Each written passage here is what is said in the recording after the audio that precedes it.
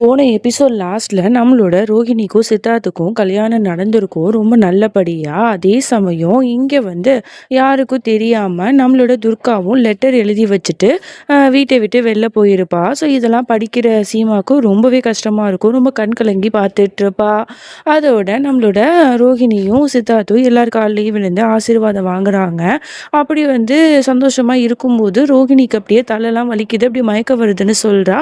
உடனே பதறி அடிச்சுட்டு சித்தார்த் அவளை ரூமுக்கு அழைச்சிட்டு போறா. இங்க சீமாவும் படுக்கிறதுக்கு ஹெல்ப் பண்ணிட்டு இருக்கா. அப்ப சித்தார்த் கேட்கிறான், ரோகிணி உனக்கு எதுவும் ஆகலை இல்ல, எனக்கு ரொம்ப பயமா இருக்கு, என்ன ஆச்சுன்னு சொல்லு அப்படின்னு கேட்கிறான். அதெல்லாம் ஒன்றும் இல்லை சித்தார்த், இது சாதாரண தலைவலி தான் அப்படிங்கிற மாதிரி சொன்ன உடனே, இரு நான் போய் உனக்கு மாத்திரை எடுத்துட்டு வரேன் அப்படின்னு சொல்லிட்டு போயிடுறான். இங்க சீமா அவளோட ஜுவல்லரி இருக்குல்ல, அது எல்லாத்தையும் கழட்டி வச்சு அவளை கொஞ்சம் படுக்க வைக்கிறா. அதோட நம்மளோட சித்தார்த்து ஓடி டேப்லெட்லாம் கொடுத்து நல்லபடியா படுமா அப்படிங்கிற மாதிரிலாம் சொல்லிட்டு இருக்கான். அப்போ சீமாக்கு எல்லாமே ஞாபகம் வருது. இந்த மாதிரி ரோஹிணி யாரும் கட்டி வச்சிருப்பாங்கல்ல, அதெல்லாம் நினச்சி பார்த்துட்டு உடனே சொல்கிறா, இந்த பாரு ரோஹிணி, அன்னைக்கு உன்னை யார் கடத்தி கூட்டு போனா, அவங்க யார் என்ன அப்படின்னு சொல்லிட்டு உனக்கு தெரியுமா, சொல்லுமா அப்படின்னு சொல்லிட்டு நம்மளோட சீமாவும் கேட்க, நம்மளோட ரோஹிணி ரொம்ப தலையில் கையை வச்சு யோசிக்க ஆரம்பிக்கிறா.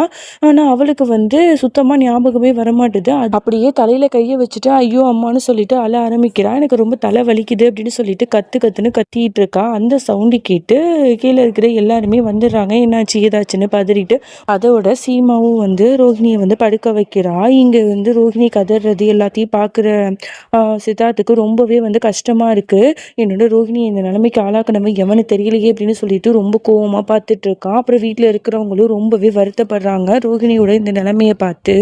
அதோட இங்க நைட் ஆயிடுது. நம்மளோட ரோஹிணிக்கு ஒரு கனவு வருது. என்னன்னா, இந்த மாதிரி அவளை கடத்தி ஒரு பெரிய பங்களால கடத்தி வச்சிருப்பாங்கல்ல.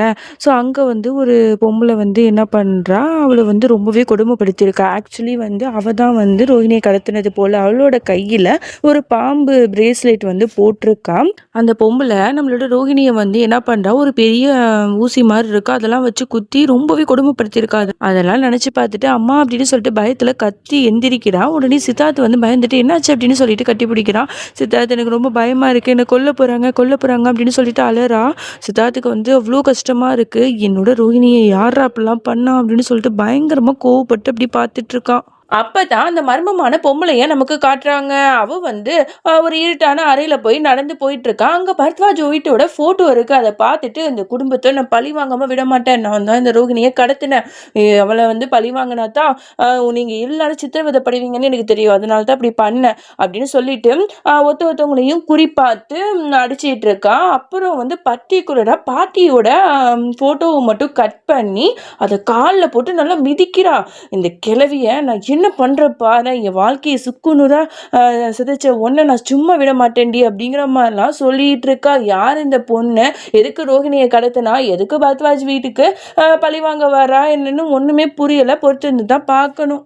அதோட அடுத்த நாள் ஆகுது. இங்க பரத்வாஜ் வீட்டுல இருக்கிறவங்க எல்லாரும் சாமி கும்பிட்டுட்டு இருக்காங்க. அப்போ நம்மளோட ரோஹிணி புது மருமகளா என்னென்ன சடங்கு பண்ணுவாங்களோ அதெல்லாம் பண்ணிட்டு இருக்கா. அதுக்கப்புறம் சித்தார்த்தும் ரோஹிணியும் ஆரத்திலாம் எடுத்துட்டு மறுபடியும் எல்லாத்தையும் ஆசீர்வாதம் வாங்குறாங்க. இதெல்லாம் பாக்குற பாட்டிக்கும் குடும்பத்துல உள்ளவங்களுக்கும் ரொம்ப சந்தோஷமா இருக்கு. நீங்க ரெண்டு பேரும் இதே மாதிரி ஒத்துமையா இருக்கணும், ஒன்னாவே இருக்கணும் அப்படிங்கிற மாதிரிலாம் வாழ்த்திட்டு இருக்காங்க. அதோட பாட்டி அவங்களோட மருமகளை கூட்டிக்கிட்டு கோயிலுக்கு தான் போயிருப்பாங்க. அங்க வாசல்ல எல்லாம் பார்த்தா நிறைய பிச்சைக்காரங்கள்லாம் இருப்பாங்களா. ஸோ பாட்டி அவங்க எல்லாருக்கும் 100 ரூபா பரிசு கொடுத்துட்டு இருக்காங்க. அப்போ ஒரு திருடன் என்ன பண்றா, பாட்டியோட ஹேண்ட்பேக் அப்படியே திருடிக்கிட்டு ஓடி போயிடுறான்.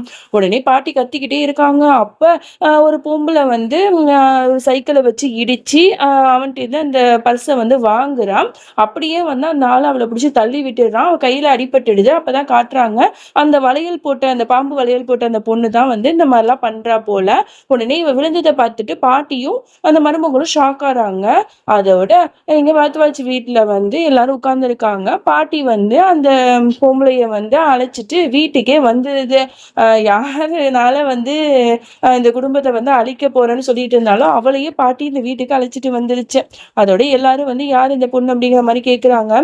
அப்பதான் நமக்கு அந்த பொம்பளையோட ஃபேஸையே காட்டுறாங்க. இருக்காங்க. அவ பேரு ஜான்விங்கிற மாரி அவ வந்து இன்ட்ரோடியூஸ் பண்ணிக்கிறா. அப்பதான் வந்து பாட்டி சொல்லிட்டு இருக்காங்க, இந்த மாரி நான் வந்து கோயிலுக்கு போனேன்னா, அப்ப வந்து ஒரு திருடன் திருடிட்டு போயிட்டான். இந்த பொண்ணு தான் ரொம்ப தைரியமா வந்து அந்த பர்ஸ வந்து காப்பாத்தி இந்த மாரி பண்ணா. அப்ப அவளுக்கு அடிபட்டுடுச்சுங்கிற மாரிலாம் சொல்லும்போது, பரவாயில்லையேம்மா இந்த வயசுல இவ்ளோ வந்து தைரியமா இருக்கியே! உன்ன வந்து உன்னோட அப்பா, அம்மா ரொம்ப நல்லா வளர்த்துருக்காங்க. அப்படிங்கிற மாரிலாம் வீட்ல இருக்கிறவங்க சொல்லி பாராட்டிட்டு இருக்காங்க. அப்போ ஜான்வி சொல்லிட்டு இருக்கா, "இல்ல எனக்கு வீட்டுக்கு போணும். லேட் ஆயிடுச்சு." அப்படிங்கிற மாரி சொல்றா. உடனே பாட்டி சொல்றாங்க, "அது எப்படி? நீ இவ்ளோ பெரிய உதவி செஞ்சிருக்கா. உன்ன எப்படி அவ்வளோ சீக்கிரம் விடுவோம்? அதெல்லாம் இல்ல. நீ இருந்து வீட்ல இருந்து சாப்பிட்டுட்டு தான் போணும். அம்மாடி சீமா, நீ போய் அவள கெஸ்ட் ரூம்ல தங்க வை." அப்படிங்கிற மாரி சொல்லிடுறாங்க. அதோட சீமாவும் ஜான்விய அழைச்சுக்கிட்டு அப்படியே மாடிக்கு போயிட்டு இருக்கும்போது, ரோஹிணியோட ரூம்ல சத்தம் கேட்குது. ரோஹிணி வந்து பேசிட்டு இருக்கா. "ஐயோ! என்னால இவ்வளதெல்லாம் சாப்பிடவே முடியாது." அப்படின்னு சொல்லிட்டு உடனே 2 அண்ணிங்களும், "அதெல்லாம் இல்ல. நீ சாப்பிட்டு தான் ஆவணும்." அப்படின்னு சொல்லிட்டு மாறி மாறி அவளுக்கு சாப்பாட ஊட்டி விட்டுட்டு இருக்காங்க. இதெல்லாம் பார்க்குற சீமாக்கு ஆனந்த கண்ணீரே வந்துடுது. என்னோட செல்ல ரோகிணி எல்லாருக்கும் செல்ல பிள்ளையா தான் இருக்கா அப்படிங்கிற மாரி பார்த்துட்டு இருக்கா. ஆனா ஜான்விக்கோ பயங்கரமா கோவம் வருது. இந்த ரோகிணிய நம்ம கடத்தி வச்சிருந்தோம். எவ்வளோலாம் அவள வந்து சித்திரவதை பண்ணோம். இங்க வந்து நல்லா சந்தோஷமா இருக்காளா? இல்ல இத விடவே கூடாது. இவ சந்தோஷமா இருக்கவே கூடாது அப்படிங்கிற மாரிலாம் அப்படியே கையெல்லாம் முறுக்கிக்கிட்டு அவ்ளோ கோவம் வருது இவளுக்கு. அப்பதான் வந்து ரோகிணி வந்து சீமாவ கவனிச்சுட்டு, "அக்கா வந்துட்டீங்களா? வாங்கக்கா" அப்படிங்கிற மாரி கூப்பிடுறா. உடனே சீமாவும் வந்து உள்ளாக்க போன உடனே ரோகிணி சொல்லிட்டு இருக்கா, "அம்மா இவங்க யாரு?" அப்படிங்கிற மாரி கேட்கிறா. ஜான்விய பார்த்துட்டு உடனே வந்து சீமாவும் நடந்ததெல்லாம் சொல்றா. பாட்டிய வந்து இந்த பொண்ணு தான் காப்பாத்திருக்கா. அதனால பாட்டி வந்து கெஸ்ட் ரூம்ல தங்க வைக்க சொன்னாங்க அப்படின்னு சொல்லும்போது, "ஓ! அப்படியா?" அப்படின்னு சொல்லிட்டு இவளும் பேசிட்டு இருக்கா. அதோட சரிம்மா நான் போய் விட்டுட்டு வரேன் அப்படின்னு சொல்லிட்டு கெஸ்ட் ரூம்ல போயிட்டு ஜான்விய போய் தங்க வைக்கிறா.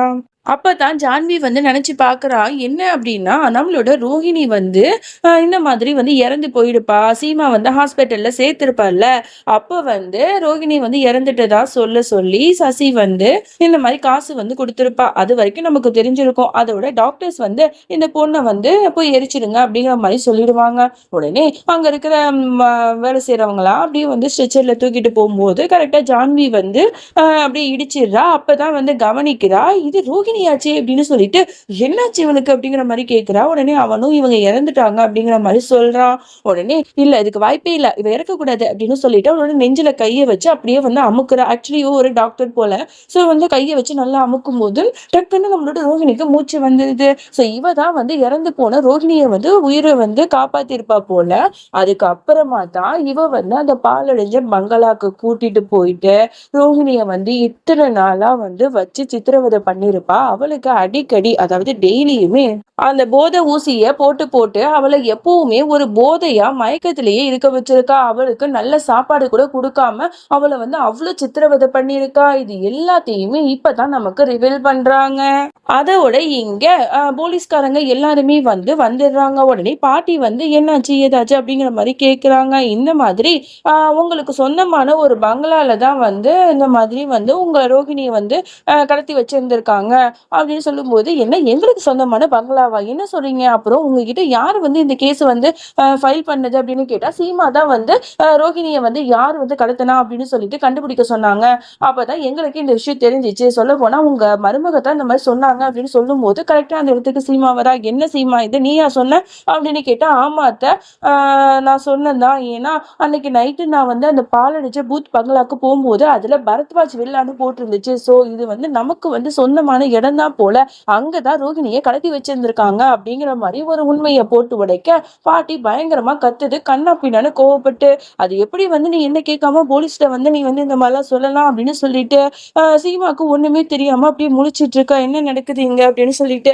அதோட இந்த பாட்டை நம்ம முடிச்சுக்கலாம். இதுக்கப்புறம் என்ன நடந்துச்சு, அந்த ஜான்வி வந்து ஏன் பாட்டி மேல இவ்வளவு கொலை வெறியில இருக்கா, எதுக்கு அந்த பாலடைஞ்ச பரத்வாஜ் வீட்டுக்கு சொந்தமான ஒரு அரண்மனையில தான் ரோஹிணியை கடத்தி வச்சிருக்கா, இதெல்லாம் வந்து என்ன ஏது அப்படின்னு சொல்லிட்டு பல பல ரகசியங்கள் எல்லாமே வந்து இந்த ஜான்வி குள்ள அடங்கி இருக்கு. ஸோ அது என்ன ஏது அப்படின்னு சொல்லிட்டு அடுத்தடுத்த பாட்டுல தெளிவா பார்க்கலாம். இது வரைக்கும் நம்ம சேனலை சப்ஸ்கிரைப் பண்ணாதவங்க அப்படியே சப்ஸ்கிரைப் பண்ணிட்டு லைக் பட்டனையும் தட்டி விட்டுருங்க. முடிஞ்ச அளவுக்கு நாளைக்கு 2 வீடியோவா போஸ்ட் பண்றேன். பார்த்து என்ஜாய் பண்றேங்க. Bye friends.